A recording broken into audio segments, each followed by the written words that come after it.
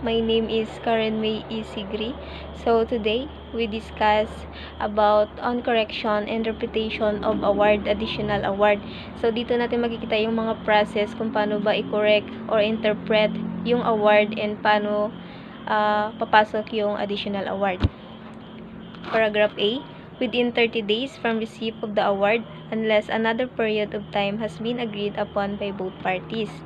A party may, with notice to the other party, request the arbitral tribunal to correct in the award any errors in computation, any clerical or typographical errors of any errors of similar nature. Within 30 days na dapat na-receive na nila ang award, kailangan mag-notice sila sa arbitral tribunal na dapat i-review ng maayos and then i-correct yung mga errors. Ito yung mga errors na yung mga sa misspelled na pangalan, address, birthday, birth date, nag-iba yung mga numbers, mga spelling, ganun. Tapos, kung may makita ulit na mga errors, interpret ulit ng tribunal yung award pero dapat alam ng other party para hindi bias at maging fair. A party may it so agreed by both parties and with notice to the other party request the arbitral tribunal to give an interpretation of a specific point or part of the award. So, pag ang party is nag-agreed siya sa other party and na-notice sila na mag-request ng arbitral tribunal para magbigay ng interpretation sa mga specific points, yung mga kailangang i-correct or part of the award na kailangan i-correct or interpret. If the arbitral tribunal consider the request to be justified, it shall make the correction or give the interpretation within 30 days from the receipt of the request. The interpretation shall form part of the award. If ang arbitral tribunal naman is kinonsider niya na yung request ng both parties at napatunayan na makatotohanan, is magbibigay siya ng correction or interpretation sa loob lamang ng 30 days. Hindi pwedeng maglagpas sa 30 days sa simula nung pagtanggap niya ng request sa both parties. So, ang interpretation shall form is part na rin siya ng award. The arbitral tribunal may correct any errors of the type referred to in paragraph A of this article on its own initiative within 30 days from the date of the award. So, ang arbitral tribunal naman is kailangan niyang i-correct yung mga errors na nabanggit sa paragraph A sa article na ito and kailangan niyang magbigay ng own initiative or kailangan niyang magbigay sa kanyang sariling desisyon within 30 days. So, hindi pwedeng maglagpas sa 30 days from the receipt from the date of the award.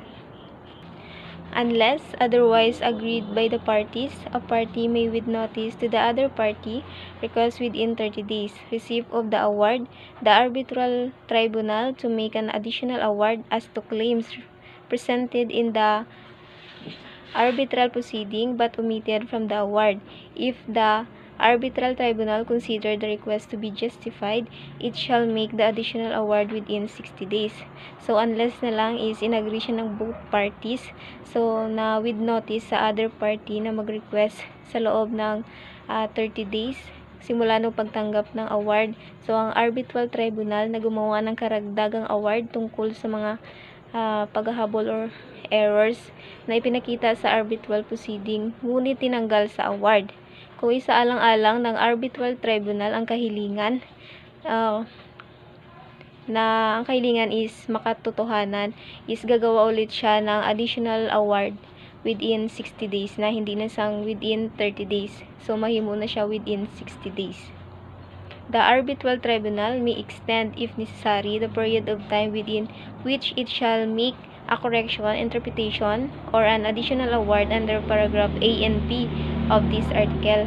Ang arbitral tribunal is mag-extend siya if kinakailangan talaga na period of time sa paggawa ng correction, interpretation, or additional award is under siya sa paragraph A and B. provision of Article 4.31, form and contents of award, shall apply to a correction or interpretation of the award or to an additional award. Under Article 4.33 IRR or RA 9285. So, ang provision ng Article 4.31 o form and contents of award is pwede siyang i-apply sa pag-correct or interpretasyon ng award or sa pag-additional award. Example nito is example ng form and contents of award is yung settlement. Application for setting aside an exclusive course against arbitral award. Paragraph A.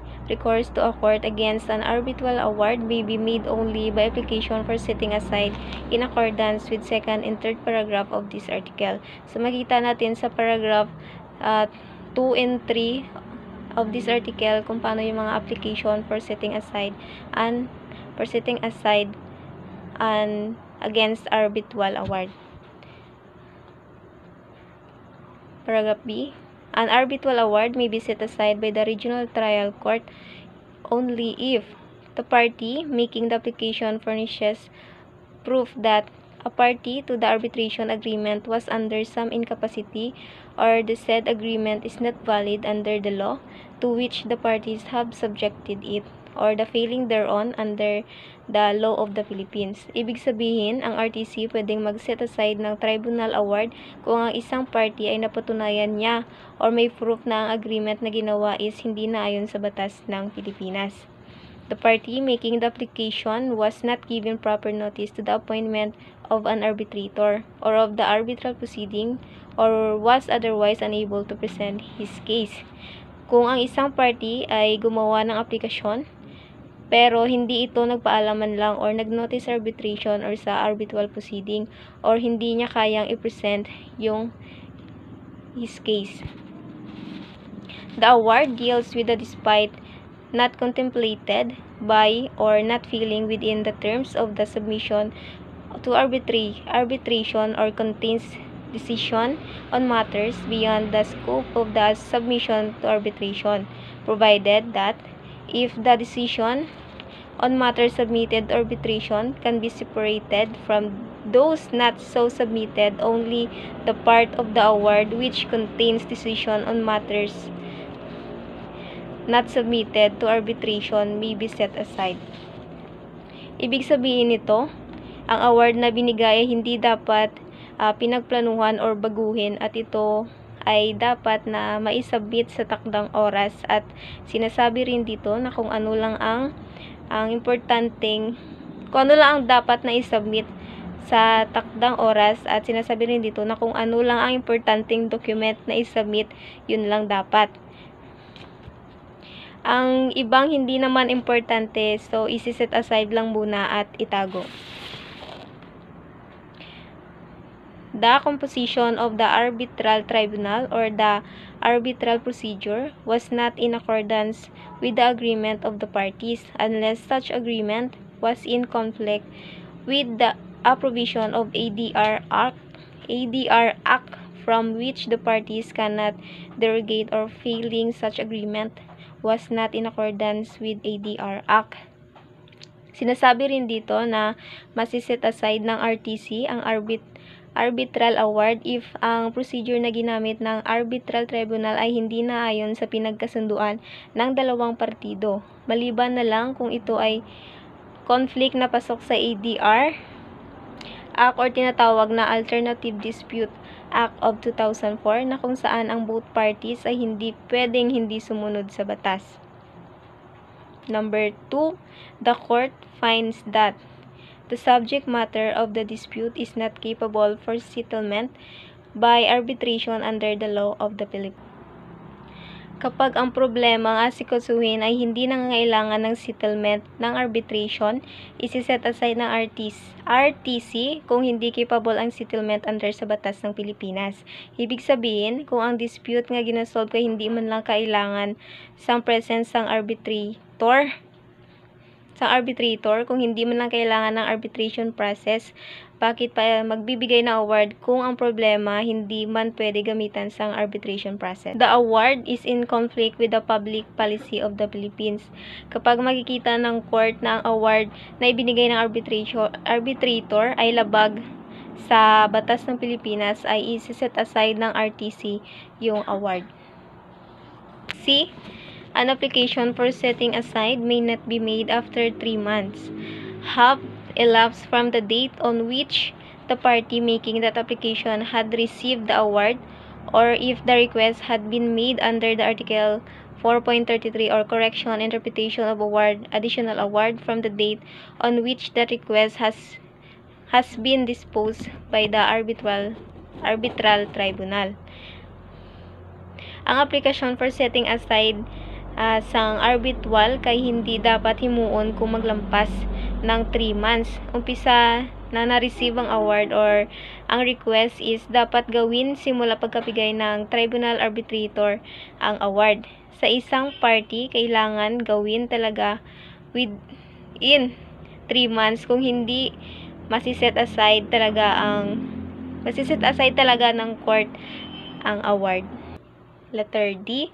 The court, when asked to set aside an award, may, where appropriate and so requested by a party, suspend the setting aside proceeding for a period determined by it in order to give the arbitral tribunal an opportunity, resume the arbitral proceeding, or take such other action as in the arbitral tribunal's opinion will eliminate the grounds for setting aside.